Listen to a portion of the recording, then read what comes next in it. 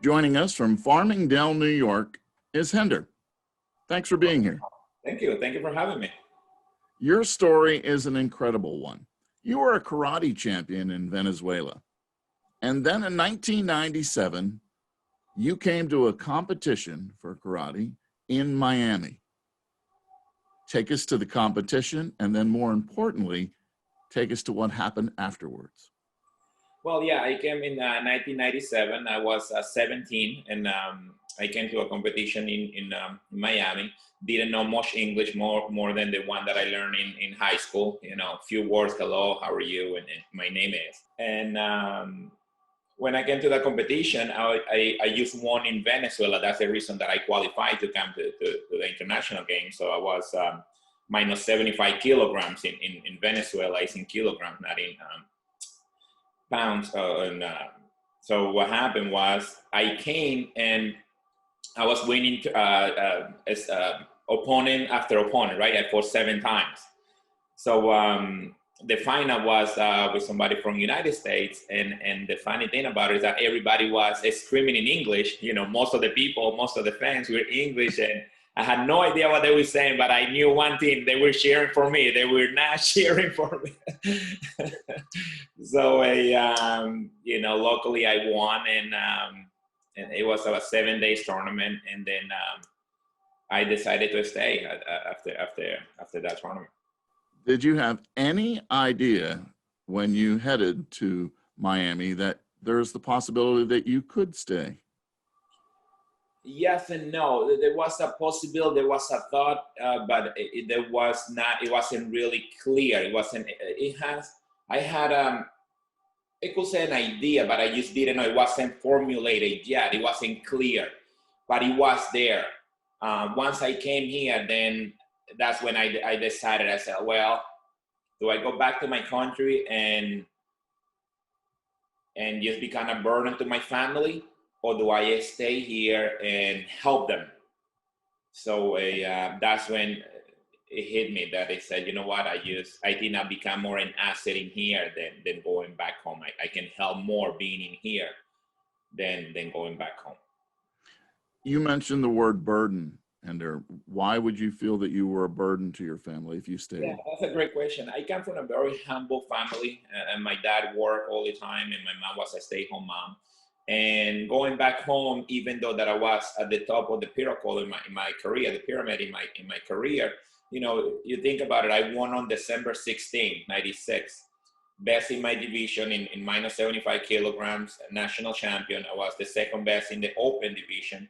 I was giving autograph. I was giving, and I'm 17 years old, right? You know, you think about that. I was giving autograph. I interviewed like TV shows, newspaper, and that was 4 months until April. And then what was next? Well, you see, I could go to the university. Many universities were giving me options to go there and sponsor, pay for everything. But then I'm thinking, well, 4 years, 5 years university, then what? Going to work for a company that is not really going to give you a job because you need to have experience. How can you have experience? Catch 22, yes. How can you have experience if I just graduated? Then I have to work like another 3-4 years, so that way I can get into a company that is, and then, you know, too many years in there, too much of a gap, that I realized that even in high school, I realized when I was learning through all these different things, I said, how this can help me in a real life situation, how this can help me, learning all these things can help me in a practical.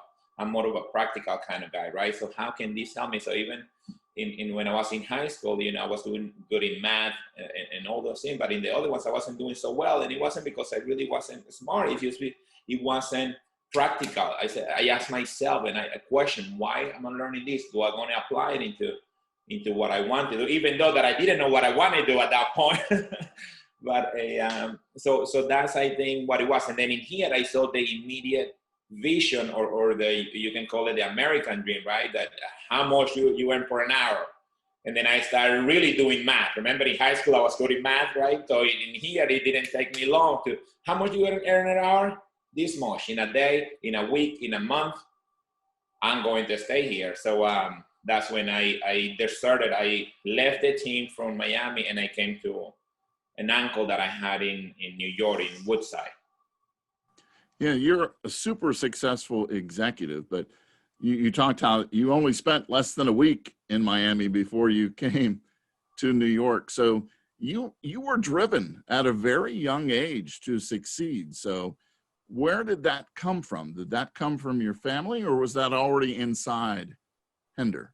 I think, Doug, that's a great question. I think it comes from necessity. As Tony Robbins said, necessity is the mother of skills, yes? So I think it came out of necessity, out of how can I help my family. That was first and foremost, even though I didn't know that I needed to help myself before I can help them. But I think that was the sacrifice, the ultimate sacrifice that I have to do for a better life for myself first and foremost. At that time, I didn't know it was for myself first. But at that time, I was thinking I can be of a better service to my family here and helping them there than me going there and then my mom keep on helping me or keep on helping me go to college and helping me to do that. You know, I wanted to produce. I wanted to give some type of help to my family. So I think that was necessity more than anything. You know, because even though I was getting some money on a monthly basis from the government in Venezuela because I was a national athlete, and I was getting so that it was good for me at 17 years old earning that kind of money. Think about 17 years old here getting $300 to $400 a month, right? You know, you'll find, but in there it's enough for you, but it wasn't enough to help your family. So that's why I that was necessity more than the dreaming part came later. But at the first stage of a 17 years old was more of a necessity. Now, you have a top executive job, you own your own business, but it wasn't that easy at first, right? What was the first kind of work you had in the US? So funny you ask. Yeah, the first one I had was cleaning bathrooms. So actually, that was the second one. The first one was, thinking about, was in the same country club, but was as a busboy. So I got in, and that's how actually I met my current wife. I went in after 2 weeks that I was in New York. I went to the country club, golf country club, and they needed a busboy. You know, the season was starting. Remember, we're talking April, right? So this golf season was starting, weather was changing. So I went to a golf course for a job, and they gave me as a busboy. So I was working about 3-4 weeks in there, and then the guy from the maintenance saw my driving. So this guy is good, disciplined, is strong. So he put me into a cleaning bathrooms, cleaning floor. You know how many bathrooms are in the clubhouse, then how many bathrooms are in the course. So I had to clean all those bathrooms and carry tables, setting up. He's a maintenance guy. That's pretty much what I did for 3 years. I did that, and the reason that I did that is because they offered me to stay in the same golf course, in the same premises. So they will give me a place to stay. They will give me the food, and I just needed to work for them, pretty much available 24/7. If we need you, you come. Doesn't matter the time, doesn't matter the day, but we will give you a stay, we will give you food. And then I said, that's exactly what I need. So And you got much more because you also said that you met your wife there. I met my wife. It's so funny that that's when I met her. When I came here, she's the one that told me, like I told you, I didn't know much of English, right? So when I came here, then I'm going to be a busboy. And then she's the one that tell me, okay, this is coffee. This is how you say coffee. I didn't know how to say that. This is how you say coffee. This is decaf. This is regular. And I'm like, oh my God, okay. Yes, would you like some coffee, decaf or regular? And they said regular. Can you bring me some sugar, please? And I was like, oh my God, I'm looking for my wife. At that point, they said something. I don't know what they said. Go back and ask. So she will go back and say, what would you like? And then she translates. So she's the one that told me the beginning of this is a fork, this is a knife, this is a spoon. And yeah, that's how I met her. And of course, she fell in love with me. No, she didn't. So. Obviously, she did. Yeah. And where is she from? She's from El Salvador, from Central America. So she knew that, you know, she could kind of have that synergy with you, that she knew that she could help, and obviously both, you know, coming to the US then, she knew what you were going through. Yeah, I think so. I think it was a good connection right from the beginning. You know, not to expect that 22 years later we will have, you know, 2 kids and we'll be together. But I think there was some type of chemistry, yes. So I want to ask you a little bit about self-esteem. When your jobs are or cleaning toilets, or you did it for a purpose. And you still, and I know that I can see you're a person who whatever you're going to do to the best of your ability. But still, did that weigh on you? Here you come as a national athlete from Venezuela, and here you are at a country club, while at a nice place, you're really catering to others. And so how did that work on your self-esteem, and how did you build yourself up? Yeah, that really hit me like a double hook and a straight cross. It was a really uh, I took it down very hard in the beginning. First, because of my family, right? I was always with my family and everything. Now, all of a sudden, I'm without them. So that's the part that hurt me the most, not being with my family. That was one. But the second one was, you know, we train when you become a national champion. You train to do the same way that you train is the same way that you perform. Yeah, there is no we're going to take it slow today. No, I only know one way. Yes, and that's the same way that I applied to the job that I was going to do. So I only know one way, how to go this way. So I did it to the best of my abilities. But the hard part was when they told me, you know, I still was going to tournaments in New York, right? On the weekends, I'll try to go to tournament and everything. But then they said, look, you cannot go to tournaments. You got to be in here. You cannot compete anymore. What if you get hurt? You cannot come to war and things like that. So I think that's what kind of, you know, what I've trained my whole life, and all of a sudden they take it away from me. They say you cannot compete. So I have to make a major decision there of, well, this is about helping my family, helping myself. I guess competing has to be on the back burner for now. So yeah, it definitely was hard. The first 7 months were hard. I just wanted to go back home, wanted to go back home. But I knew that that just wasn't an option. That just wasn't going to happen. That seems really unfair when you think about that. But do you think you have been treated fairly in America? I have, actually. You see, my situation wasn't fair, but it wasn't fair because of the country. It wasn't fair because of the people in this country. As a matter of fact, it's totally opposite because of this country and because of the people in this country and because of the opportunity that this country has. That's how I am who I am right now. And that's how I was able not only to help my family and give them a better living to them, but also myself. Not only myself, but now my family. Like my kids are going to be well taken care of. My kids of kids are going to be well taken care of. You know, so that's when my kids not going to have problem with money. They're not going to have issue with money. My kids definitely are not going to have issue with money. They're going to be well taken care of. And actually, it happened because of the welcoming that I have in this country. So it wasn't given to me. It wasn't handed to me. But you know what? I'm fine with that. Just put me where there is, and I'll find my way through. And here I am. You know, it wasn't easy. It was hard, but I did it. If you put the work, you put the discipline. Nobody said that it was going to be all roses and garden and rainbows. You know, so but it can be done. Besides the birth of your children, what would be the best thing that's happened to you since being in the U.S.? Well, you mentioned, you know, that there are many, right? Birth of my kids, my wife, becoming actually a resident. I remember in 2005, that was one of the thing. I got my resident card in the mail on December 30th, 2004. I think 4 to 5 or 5 to 6, one of those.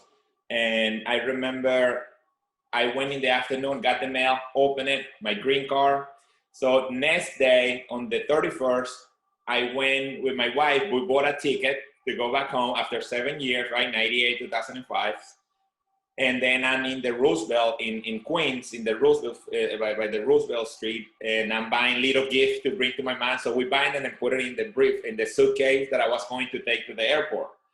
So so that was really, really one of the happiest moments because I was able to see my family after 7 years of being here. That's up there, and becoming a citizen was one of those a great moment. You see, there are many bringing my mom here legally, so my mom can be in here. I did that 3 years ago.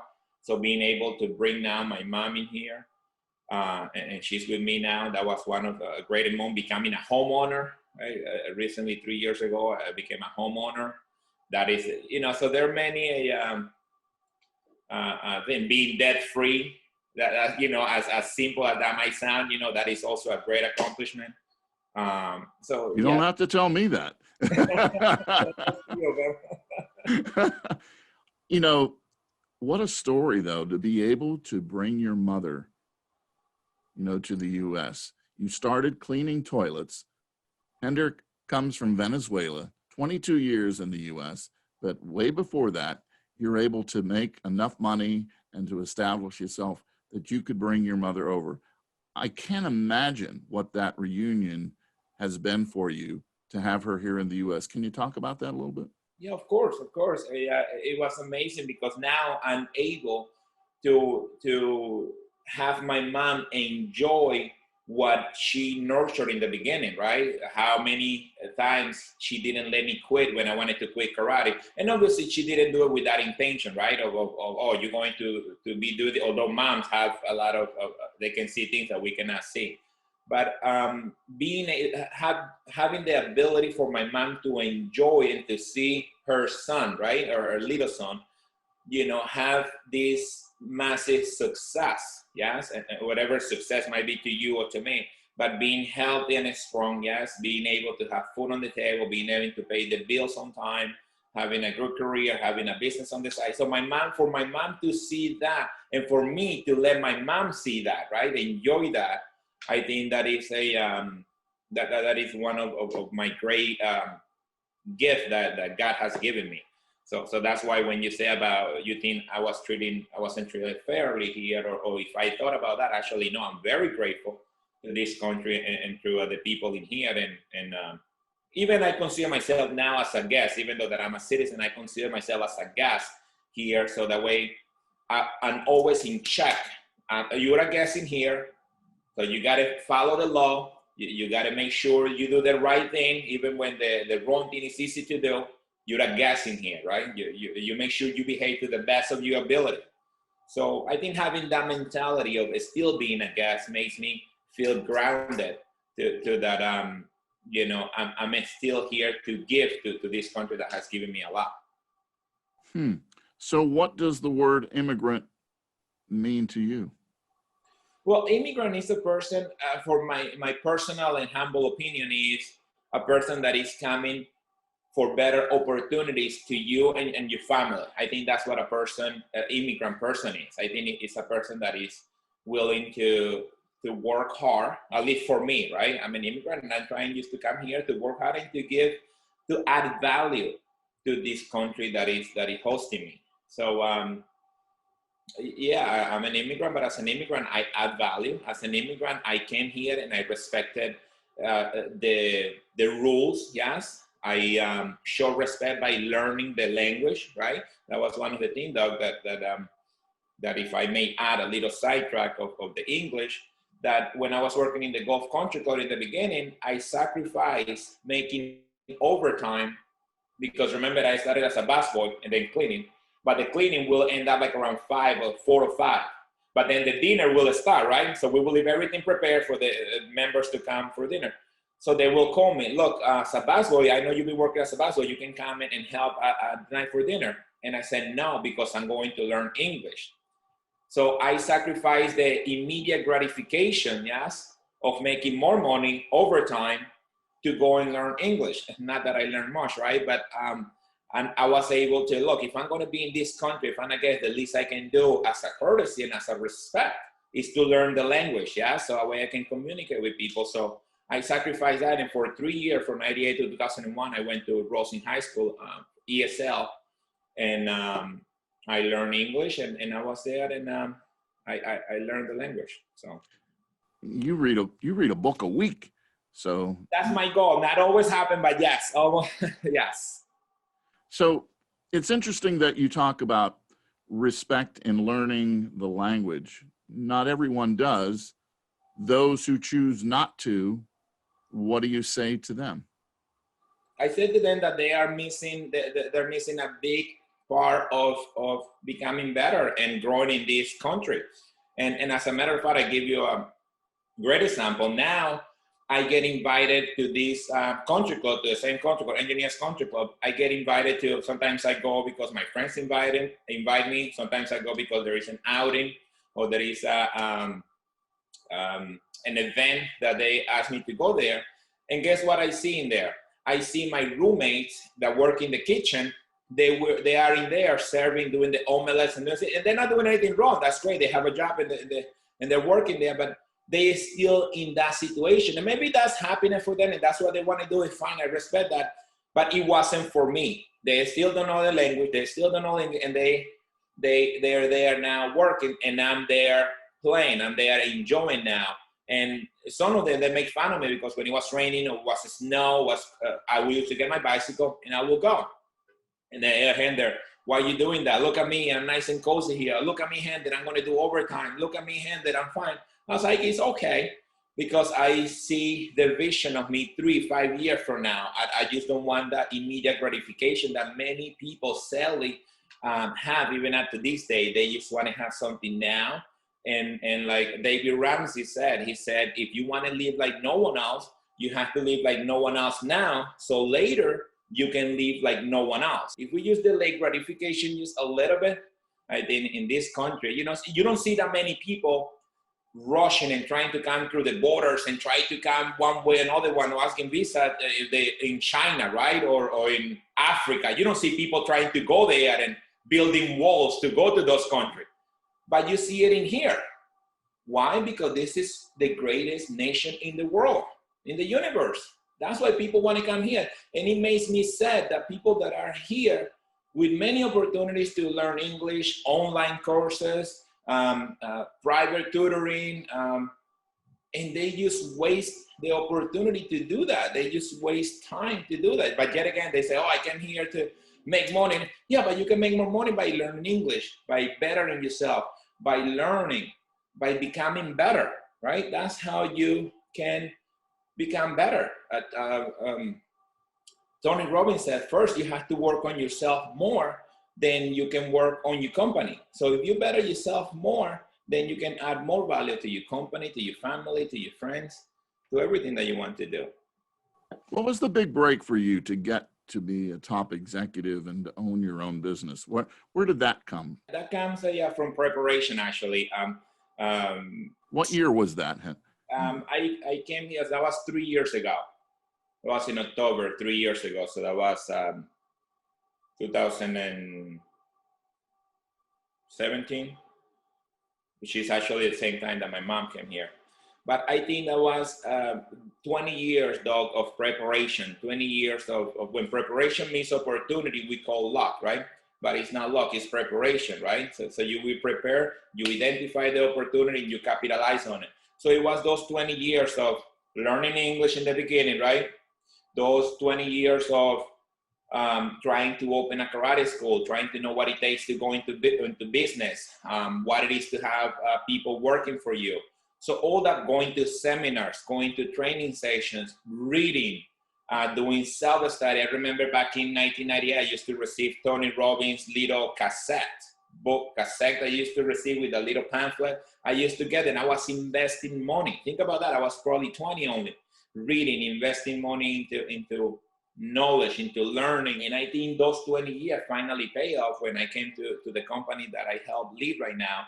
The owner, very smart man, he saw the talent in me. And even though that I didn't know much about the business itself, he's like, look, I can mold this guy. And with what he knows, I know if we have a winner in here. And that's exactly what he saw. He just saw a raw talent there. And think about that now, he's paying off. That's another key word that you just used, because we can tell you are a winner, aren't you? I think so. Yeah, I think so. I like to consider myself a winner. You know, one of the most beloved movie series is The Karate Kid. Well, I think you're the real Karate Kid, aren't you? I could say that.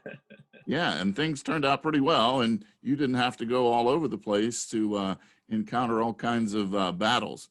So do you still venture and do karate? Yeah, now it's more for personal training, Doug, more than anything else. I don't compete anymore. When I went to the US Open in Vegas, I tore my ACL, my right ACL. Then I went to Netherlands in Eindhoven in the Netherlands, and then I tore it a little bit more. Then I started doing boxing instead of martial arts and the kicking and punching. And then I tore it even more. Then I went to surgery. And then I realized that that was just something to do for fun. You see, in boxing career, after you do the Golden Gloves, you have to make a decision. Either you go professional or you stay amateur. But now the risk is higher and greater because now, you know, people there that are amateur, they're trying to become professionals, right? So they train in day and night to do that. That's all they know how to do. And I had a full-time job and I have a family. So I decided that it was time for me just to hand the gloves and use more than anything, do it for personal training more than for fun and competing. Some people that we have spoken to have said they don't want to be associated with the word immigrant. It has a negative connotation. Obviously, you don't agree, and obviously, you believe in America. I do. I definitely. I think it's personal opinion, and you know, like anything, Doc. There are many immigrants that are good. There are many that are bad. Many accountants that are good, many that are bad. Police officers that are good, you know, in everything, right? Everything is just, you cannot say that everybody from Italy is going to eat pizza or everybody from Mexico is going to eat tacos, right? Most of them do, but not all of them, right? So there is, you know, I will say a misconception of that word that people associated with negative. Because as you can see, and I'm a great example, there are many immigrants that come here to look for better opportunities and add value to the country. And I think that's what I'm doing. What was the hardest day for you when it comes to being an immigrant? There are many actually, and I can tell you many stories about it, but one of them was one time when I was recently in here and I was commuting, when I was a busboy, I was commuting from Queens, Woodside, to Long Island, right? So I had to take the train 7, and then I'll take the bus all the way to Long Island. One time I didn't have coins, but it was normal that when you get into the bus, you will wave like $1 and then people will just chase and get the quarters and they will give you change. So that time I got my dollar and I got it out, and guess what? Nobody had change. Nobody had change. And then the bus driver, he unloaded on me. He just started screaming and saying all these things. And I don't know what he was saying, but yet again, he wasn't saying nice things, right? He was saying immigrant and this and blah. I don't know what he was saying, in all honesty, but I know it wasn't nice and it wasn't something pleasant. And, you know, I felt mute. I felt like you know, coming from being a champion, from being this, from being in the top, and somebody just unloading on you, and I'm a fighter, right? So I can fight back. That's okay. Bring it on. I can take it. But at that time, I couldn't fight back. I was with my hands tied, and I felt so humiliated. And I got out of the bus, and I didn't take it, and I had to walk. I think all the way I walk every bit of 10 miles, 10, 15 miles. Just walk and thinking this is the first time that somebody's gonna fight with me, and I'm not going to be able to defend myself. And defending myself, not fighting or anything, because I could take that guy with a spinning hook kick right to his jaw and he'll be done, right? He was sitting down. But it wasn't about fighting. It wasn't about being able to defend yourself with the language. And that's when I decided that I'm going to learn English, and I'm not going to let this happen to me or somebody that is around me. And that was one of the moments that I used it as a stimulation to learn English. So that was, you know, in the beginning, that was one of the things, but there are many. When I was working 3 years in the golf course, I saved money because remember, I wasn't paying rent, I wasn't paying food. So I saved some money, a little bit over $30,000. And then I thought that I was the great stockbroker. So I bought a book. Remember, I'm a reader, right? So I bought a book, stockbroker. Oh, I can change, Ameritrade, and I can go and so I invested all the money into the stock market, and then 9/11 happened. And then I lost it all. So now I have zero money, zero moolah. And so, you know, that's another thing that happened to me. So, so. As we wrap this up, Hender, I guess, you know, a common theme that when we're talking to people is it's the people that you encounter that can make America, can make a difference. If you encounter kindness and you helpful people, the journey is much better. And for you, when you met your wife, your soulmate at an early age, I would imagine that really eased a lot of things for you. And maybe if you hadn't met her, maybe things wouldn't have happened as quickly for you. 100%. I think I'm just a reflection of what she really is. I think I am where I am because of her. Nobody ever makes it alone, right? No man is an Iceman. And I remember a few of the samples when I lost all that money that I just told you about. She was the first one who came out with $5,000 out of her college fund that she has saved and her parents have saved for college fund, and she handed to me. Like, do whatever you want with it and get back on your feet and everything. Just, and she helped me financially. But just that way that she helped me financially, she has helped me many other ways, without ever asking anything back. Just pure love in there. And I think that's what has made me stronger as a fighter, to just keep on going and getting better and being able now to enjoy life. Once we have our first kid that is 12 years old now, she never had to work. She always stood with our daughter. So she never had work ever since our first daughter, ever she got pregnant from our first daughter. And I think, we never had babysitter, we never had a daycare or anything. She was always being with them. And I think that's a luxury here in United States, that being able to, survive in one income. And that's one of the stars I have, that I'm able to say, look, my daughter was raised by my wife, and us, we were together. But definitely you need a team. So in this case, my wife, it's a huge part of my success. Coming from Venezuela 22 years ago, Hender, you are an inspiration. I can feel it. Thanks for joining us. Well, thank you, though. You made it very easy. You made me look a lot better. And thank you so much for having me. Let's do it again soon.